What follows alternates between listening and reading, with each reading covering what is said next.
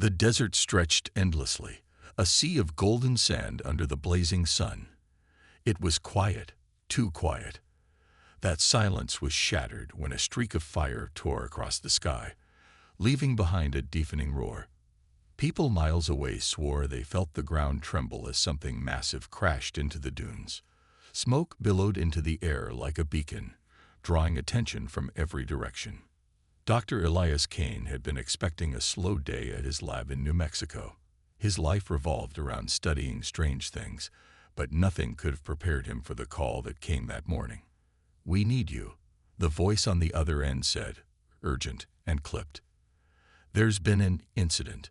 When Elias arrived at the crash site, he found chaos. Military vehicles lined the perimeter, soldiers barking orders while scientists scrambled to set up equipment. At the center of it all was a sleek, metallic pod half buried in the sand. Its surface shimmered faintly, almost alive, and it hummed with a low, eerie tone. Everyone kept their distance, unsure if it was safe, or even what it was. Elias stepped closer, ignoring the warnings shouted by nervous soldiers. He'd spent years preparing for this moment, the first contact with extraterrestrial life. And now it was here. As he examined the pod, its surface began to shift, rippling like water. Then, with a soft hiss, it cracked open. Inside lay a woman. She wasn't human, not entirely. Her skin glowed faintly blue, smooth and flawless, and her hair cascaded down her shoulders in silvery waves. Golden eyes blinked slowly as she stirred, disoriented. She looked fragile, delicate even, but there was something about her presence that made Elias hesitate. She radiated calm, yet beneath it lurked an aura of mystery, as though she carried secrets too heavy for words. "Don't move," one of the soldiers barked, raising his weapon. But Elias held up a hand. "Wait, she's hurt." The alien woman, Lyra, she later called herself, didn't resist as Elias approached. When he knelt beside her, she tilted her head, studying him with those piercing golden eyes. Though she didn't speak, her gaze seemed to say everything. Help me. Back at the makeshift command tent, arguments erupted over what to do next. Some wanted to interrogate her. Others feared she might be dangerous. But Elias argued fiercely against hostility. "This is our chance," he insisted. "If we act out of fear, we'll lose any hope of understanding her." Eventually, they agreed to let him take her to his remote research facility. As they drove away from the crash site, Lyra sat silently in the passenger seat, gazing out at the barren landscape. Occasionally, she would glance at Elias, her expression unreadable. For hours, she didn't say a word. It wasn't until they reached the outskirts of the desert that she finally spoke. Her voice was soft, melodic, and strangely soothing. "Thank you," she said simply, her English flawless despite never having heard it before. "For what?" Elias asked, glancing at her briefly. "For trusting me." Her words sent a chill down his spine, not because of what she said, but because of how she said it. There was gratitude in her tone, yes, but also something else. A warning, an apology. He couldn't tell. As night fell, casting long shadows over the road ahead, Elias couldn't shake the feeling that he'd just invited something extraordinary, and potentially perilous, into his life. The research facility was a lonely place, tucked far away from prying eyes in the rugged hills of New Mexico. It wasn't much, a cluster of prefab buildings surrounded by tall fences and surveillance cameras, but it served its purpose. For Elias, it had always been a sanctuary, a place where he could focus on his work without distractions. Now, for the first time, it felt different, alive. Lyra adapted quickly to her new surroundings, though she rarely spoke unless spoken to. She spent most of her days sitting by the large windows, staring out at the barren landscape as if searching for something or someone. Her movements were graceful, almost hypnotic, and every gesture seemed deliberate, like she was carefully choosing how much of herself to reveal. Elias tried to learn more about her through observation and conversation. At first, communication was difficult. Lyra's language sounded like music, soft, flowing tones that didn't match any known human dialects. But within days, she began mimicking English phrases, piecing together sentences with startling accuracy. "How do you understand so fast?" Elias asked one evening, watching her flip through a book on Earth's geography. She smiled faintly, her golden eyes meeting his. "I listen," she replied simply. "And I remember." Her intelligence unnerved him. Was she just learning, or was she analyzing? Every word she said carried layers of meaning, yet nothing concrete enough to grasp. When he pressed her about her home planet, she hesitated, her expression clouding over. "It is gone," she said softly. "Taken." "Taken by what?" Elias probed. She shook her head, avoiding his gaze. "Not now. Later." Despite her evasiveness, Elias couldn't deny there was something deeply vulnerable about her. She moved cautiously, as if afraid of being watched, and flinched whenever loud noises startled her. Yet beneath her fragility lay an undeniable strength, a quiet resilience that intrigued him. But not everything added up. Strange things started happening around the facility. Equipment malfunctioned without explanation. Lights flickered late at night. Once, Elias woke to find all the computers in his lab powered on, their screens displaying streams of nonsensical data. He chalked it up to stress or faulty wiring, until he reviewed the security footage. In the grainy black and white video, Lyra stood motionless in the middle of the hallway, staring at nothing. Her hands were raised slightly, palms facing outward, and the air around her shimmered faintly, like heat waves rising off asphalt. Then, abruptly, she turned and walked away, disappearing into the shadows. When Elias confronted her about it, she denied knowing anything. "You are tired," she said gently, brushing off his concerns. "Your mind plays tricks." He wanted to believe her, but doubt gnawed at him. Who, or what, was she really? Why did she react so strongly when he mentioned her world? And why did he feel like she was holding back? One night, unable to sleep, Elias decided to run additional tests. Using samples taken during her initial medical examination, he analyzed her DNA under a microscope. What he saw left him stunned. Her genetic structure wasn't static. It shifted and rewrote itself constantly, defying every law of biology he knew. Even stranger, her cells emitted faint electromagnetic pulses, almost like signals. Before he could process what this meant, another anomaly caught his attention. One of the artifacts recovered from the crash site, a small crystalline shard, had begun glowing faintly on its own. Drawn to it, Elias picked it up and examined it closely. Without warning, the crystal pulsed brightly, projecting holographic images onto the wall. The scenes were chaotic. Towering cities reduced to rubble, skies filled with fire, and monstrous shapes hunting terrified survivors. In the center of it all stood Lyra, or someone who looked like her, fighting desperately against the destruction. The vision ended abruptly when Lyra burst into the room, her calm demeanor shattered.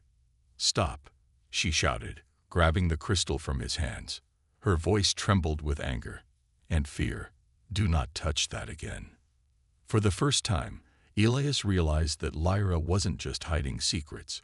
She was protecting them, and maybe protecting him too. The line between trust and fear blurred with each passing day. Lyra's episodes became more frequent, more violent. What had once been subtle disturbances, flickering lights or trembling objects, escalated into full-blown manifestations of chaos. One morning, Elias awoke to find the lab in disarray. Chairs overturned, glass shattered, and scorch marks etched into the walls like clawed imprints. In the center of it all stood Lyra, her body rigid, her eyes pitch black, tendrils of shadow-like energy swirling around her. "Lyra," Elias shouted, his voice trembling as he approached cautiously. "Fight it. You can control this." But she wasn't there. Not really. Her head tilted unnaturally, and when she spoke, her voice was layered with echoes, cold and alien. "You cannot save her," it hissed. She is mine. Elias froze, his mind racing. He wanted to help her, but how could he fight something he didn't understand? Slowly, the shadows receded, and Lyra collapsed to the floor, unconscious. When she woke hours later, she remembered nothing, only fragments of pain and confusion. "I'm sorry," she whispered, tears streaming down her face. "I tried to warn you. I told you I wasn't safe." Her guilt tore at him. Despite everything, Elias refused to give up on her. She wasn't just a vessel for Caliph. She was still Lyra, a being who had sacrificed herself to protect others. If anyone could resist the entity, it was her. But they needed a plan, and fast. Desperate for answers, Elias delved deeper into his research. He reviewed every piece of data collected from Lyra's scans, searching for patterns or weaknesses in Caliph's influence. The crystalline artifact offered some clues. Its pulsing glow seemed synchronized with Lyra's transformations, suggesting a connection between the two. Could the crystal be used to suppress, or even sever, the link? One night, while Lyra slept fitfully, Elias activated the artifact again, hoping to unlock new information. This time, instead of projecting holograms, it emitted a low hum that resonated through the room. The sound grew louder, almost deafening, until Elias felt a sharp pain in his temples. Visions flooded his mind. Dark, suffocating images of endless voids and burning worlds. Amidst the chaos, he saw Lyra, standing alone against an army of shadowy figures. She fought valiantly, but no matter how hard she tried, the darkness consumed her. Suddenly, the vision shifted. Elias found himself face to face with Caliph, not as a physical form, but as a presence so overwhelming it felt like drowning. It laughed, a sound that reverberated through his soul. "You think you can stop me?" it taunted. "I am eternal. I am inevitable." Elias jolted awake, gasping for air. The artifact lay silent on the table, its glow dimmed. His hand shook as he realized what he'd experienced wasn't just a hallucination. It was a glimpse into Caliph's essence, and it knew they were trying to fight back. When Lyra joined him later that morning, Elias shared what he'd learned. "Caliph isn't just inside you," he explained. "It's aware of us, of our attempts to stop it. That means we're running out of time." Lyra nodded grimly. "Then we must act quickly. There is a ritual, an ancient technique my people use to contain it, but it requires great risk and sacrifice." "What kind of sacrifice?" Elias asked, dreading the answer. She hesitated, her golden eyes filled with sorrow. "To weaken Caliph, someone must enter my mind, to confront it directly. Only then can we sever its hold." Elias stared at her, realization sinking in. Entering Lyra's mind meant exposing himself to Caliph's wrath. It was dangerous, possibly fatal. Yet, as he looked at her, fragile yet resolute, he knew he couldn't let her face this alone. "I'll do it," he said firmly, "whatever it takes." For the first time in days, Lyra smiled, a small, fragile gesture of gratitude. But behind her smile lingered uncertainty. Could Elias truly withstand what awaited him within her mind, or would Caliph claim another victim? As they prepared for the ritual, the weight of their decision hung heavy in the air. They were about to step into the unknown, armed with nothing but hope and desperation. The ritual was set to take place at midnight, when the facility would be quiet and undisturbed. But fate had other plans. Just as Elias and Lyra began preparations, alarms blared through the compound. Red lights flashed, illuminating the stark white walls of the lab. Someone, or something, had breached the perimeter. Elias rushed to the security monitors, his heart pounding.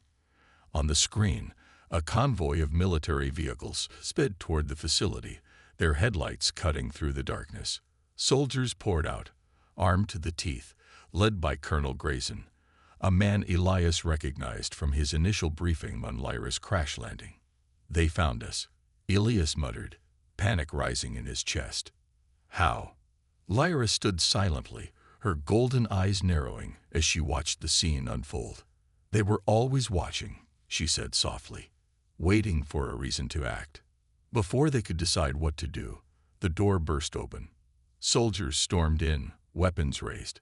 "Step away from her," Grayson barked, pointing directly at Lyra. "She's coming with us." "No," Elias shouted, stepping protectively in front of her. "You don't understand what you're dealing with." "We know enough," Grayson snapped, his tone icy. "That thing isn't human, and it's too dangerous to stay here." Lyra didn't resist as the soldiers grabbed her arms and dragged her toward the exit. She looked back at Elias, her expression unreadable. "Trust no one," she whispered before disappearing into the night. Left behind, Elias felt a surge of anger and helplessness. He couldn't let them take her. Not now, not when they were so close to stopping Caliph. But how could he fight an entire military unit alone? Hours later, as dawn broke over the horizon, Elias received an unexpected visitor. Dr. Mira Solis, a rogue scientist known for her controversial work on extraterrestrial phenomena, arrived unannounced at the facility. Her sharp features and piercing green eyes gave her an air of intensity that matched her reputation. "I heard about your guest," Mira said, striding into the lab without waiting for an invitation. "And I think I can help." Elias eyed her warily. "Why should I trust you?" "Because I've dealt with Caliph before," she replied bluntly. "Decades ago, fragments of it appeared on Earth. My team tried to contain it, but we failed. Hundreds died. If you want to save Lyra and this planet, you'll need my knowledge." Her words hit like a punch to the gut. Elias hesitated, torn between skepticism and desperation. Finally, he nodded. "Fine. But if you're lying." "I'm not," Mira interrupted, pulling out a tablet filled with data. "Here's everything I've gathered. Use it wisely." With Mira's help, Elias devised a plan to rescue Lyra. Using blueprints of the military base where she was being held, they identified weak points in its security. The operation would be risky, but there was no other choice. As they prepared to leave, Elias noticed something unsettling. Mira kept glancing at the crystalline artifact, her fingers twitching as though itching to touch it.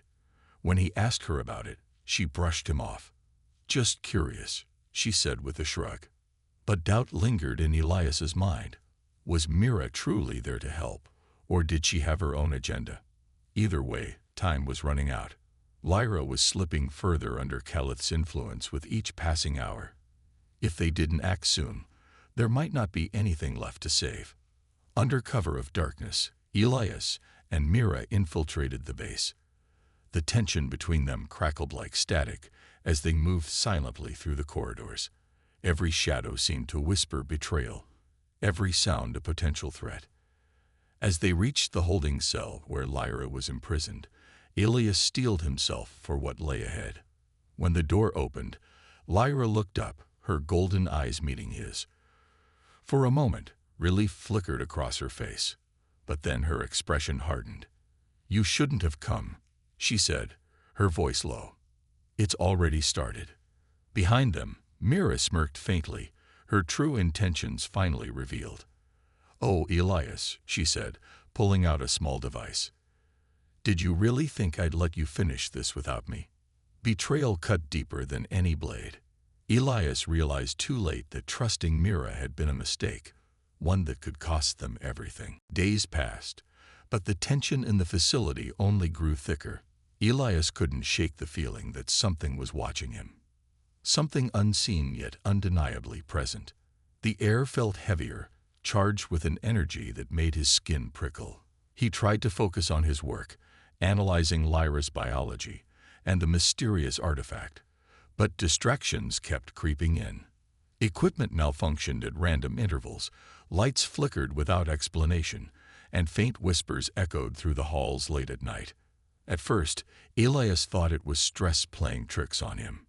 But then, he started noticing changes in Lyra. Subtle shifts that sent chills down his spine. Her golden eyes would occasionally darken, almost black, before returning to their usual hue. Objects around her moved slightly when no one touched them. a pen rolling off a desk, a chair scraping backward across the floor. And sometimes, when she thought no one was looking, her expression turned distant, as if she were listening to voices only she could hear. "Are you okay?" Elias asked one evening, finding her sitting alone in the dimly lit lab.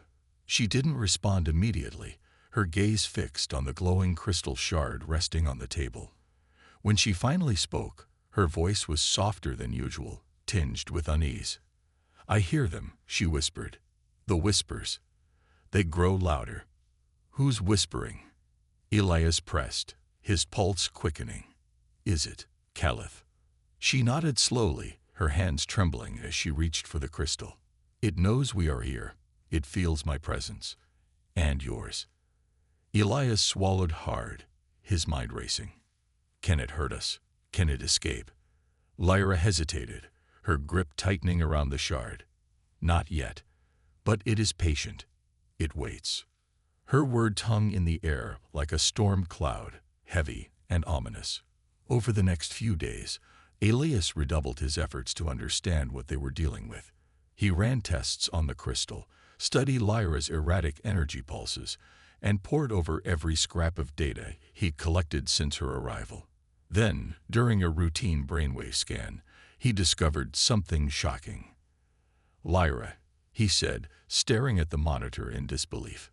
"There's another consciousness inside you." She froze, her face pale. "What did you say?" "The scan showed two distinct neural patterns," he explained, pointing to the jagged lines on the screen. "One belongs to you, but the other, it's foreign. It's not human or alien. It's something else entirely." For a moment, Lyra looked like she might collapse. She steadied herself against the edge of the table, her breathing shallow. "I knew it," she murmured, closing her eyes. "I felt it waking up. I just didn't want to believe it." "Wake up," Elias repeated, his stomach sinking. "You mean Caliph isn't dormant anymore?" "It never truly sleeps," she admitted, her voice barely audible. "It has been waiting. For centuries, maybe longer. Waiting for the right moment to take control." Elias felt a cold sweat break out across his forehead. "Take control of asterisk what asterisk? You?" Lyra nodded, tears welling up in her golden eyes. "Of me. Of everything. If it fully awakens, there will be nothing left to stop it." The room fell silent except for the faint hum of machinery. Elias stared at her, his thoughts spinning wildly. Lyra wasn't just carrying Caliph, she was fighting it. Every day, every hour, she battled to keep the ancient entity at bay. And now, it seemed, she was losing. "What can we do?" Elias asked finally, his voice strained. "How do we stop it?" Lyra met his gaze, her expression resolute despite the fear in her eyes. "We must find a way to contain it, or destroy it. But know this. If it breaks free, you cannot hesitate. You must end me before it uses me to harm others." Her words hit him like a punch to the gut. End her. The idea was unthinkable. Yet deep down, he knew she was right. If Caliph took over, there would be no reasoning with it. No mercy, just destruction. As the hours ticked by, Elias worked tirelessly alongside Lyra, searching for a solution. But the whispers grew louder, more insistent, filling the facility with an oppressive dread. Whatever Caliph was planning, it was running out of patience, and time was running out for both of them. The holographic images haunted Elias. They weren't just random flashes. They were memories, fragments of Lyra's past. He replayed them in his mind over and over, trying to make sense of what he'd seen. Towering cities consumed by fire, shadowy creatures hunting survivors, and Lyra herself standing amidst the chaos, her expression a mix of defiance and despair. It was clear now. She hadn't escaped her world's destruction. She had been part of it. But why wouldn't she talk about it? Every time he brought it up, she shut down, retreating into silence or deflecting his questions with vague answers. "It is not safe," she said one evening, her voice barely above a whisper. "Not for you. Not safe. Elias pressed, frustration creeping into his tone. Lyra, I need to understand. What happened on your planet? Who, or asterisk what asterisk, destroyed it? She turned away, her golden eyes reflecting the dim light of the lab. For a moment, she looked like a stranger, someone far older and wearier than the woman who had stepped out of the pod days ago. You ask too many questions, she murmured. Some truths are better left buried. Her words only fueled Elias's determination. If she wouldn't tell him directly, he'd find the answers himself. Over the next few days, he threw himself into studying everything he could about her. The crystalline artifact, her shifting DNA, even the strange energy pulses emitted by her cells. Each discovery raised more questions than it answered. One night, unable to sleep, Elias returned to the artifact. Despite Lyra's warning, he couldn't resist its pull. The crystal seemed alive, humming faintly when he touched it. Hesitating for only a moment, he activated it again, projecting the same holographic scenes onto the wall. But this time, something was different. The images shifted, showing new details. A massive, serpentine creature wreathed in flames, armies clashing under blood-red skies, and Lyra standing alone before an immense black void. Then came the whispers. At first, they were faint, almost imperceptible.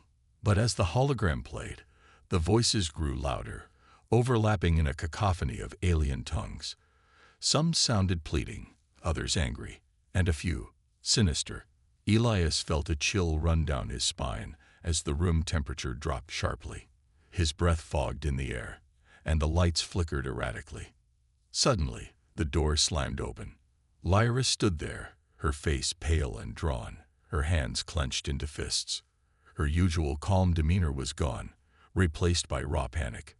"Turn it off," she demanded, her voice sharp and commanding. Elias hesitated, mesmerized by the unfolding vision.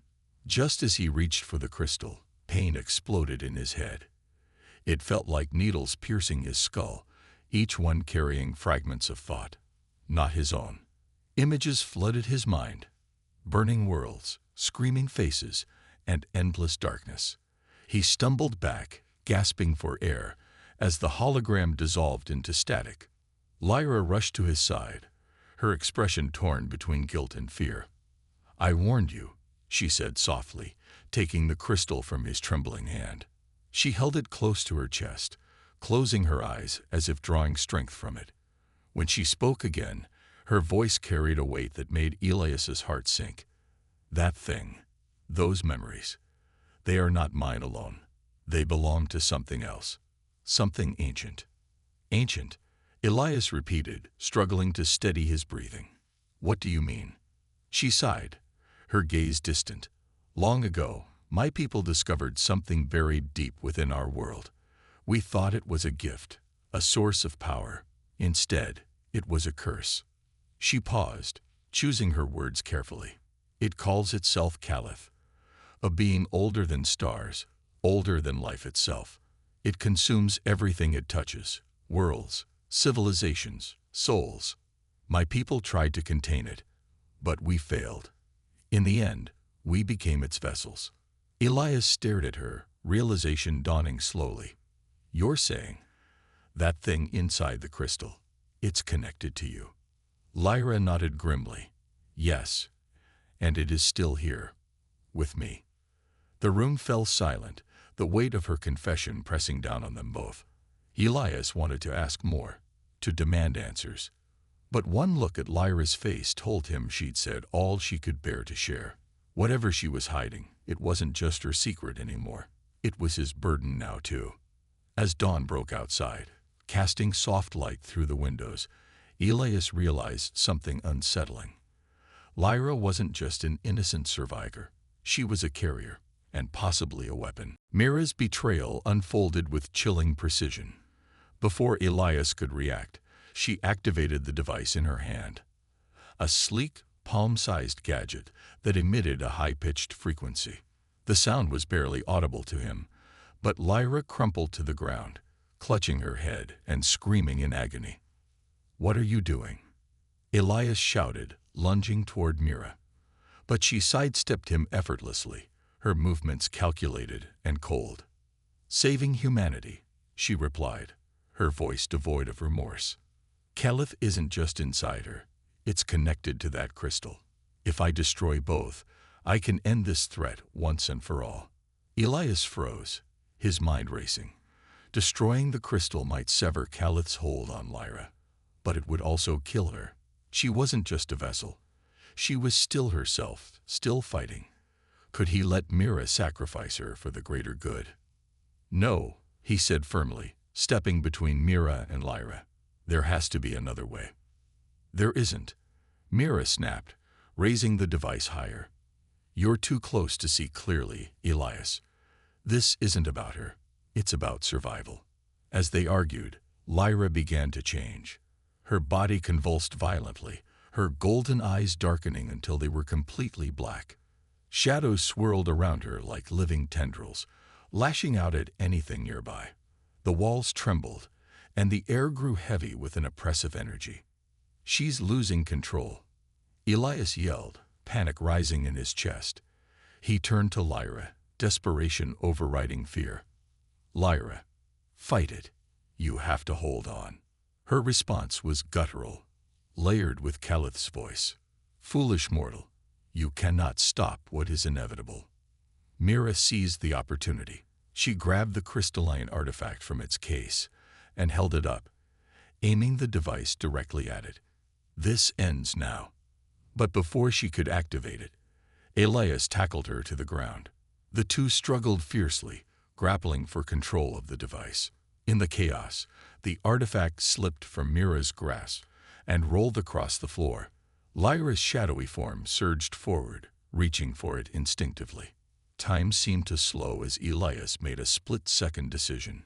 He lunged for the artifact, snatching it just as Lyra's hand closed around empty air. Her scream echoed through the room, raw and anguished.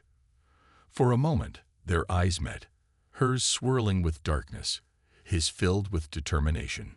"I'm sorry," he whispered, clutching the artifact tightly.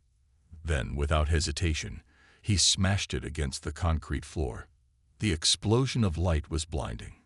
Waves of energy rippled outward, knocking everyone off their feet. When Elias regained consciousness, the room was eerily silent. The shadows were gone, and Lyra lay motionless on the ground, her breathing shallow but steady. Mira groaned nearby, dazed but alive. She glared at Elias, fury etched into every line of her face. "You've doomed us all," she spat. "Do you realize what you've done?" Elias ignored her, crawling over to Lyra. Her eyes fluttered open, golden once more, though tinged with exhaustion. "It's weaker," she murmured, her voice trembling. "But not gone." Relief washed over him, but it was short-lived. The ritual, the one meant to sever Caliph's hold, still needed to be completed, and Elias knew there was no turning back now. "I'll do it," he said softly, taking her hand. "I'll go inside your mind. Whatever happens, we finish this together." Lyra nodded weakly, tears streaming down her face. As they prepared for the final step, Elias felt a strange calm settle over him. He didn't know what awaited him inside her mind, or if he'd ever come back. But one thing was certain: Lyra wasn't alone anymore. Together, they stepped into the abyss.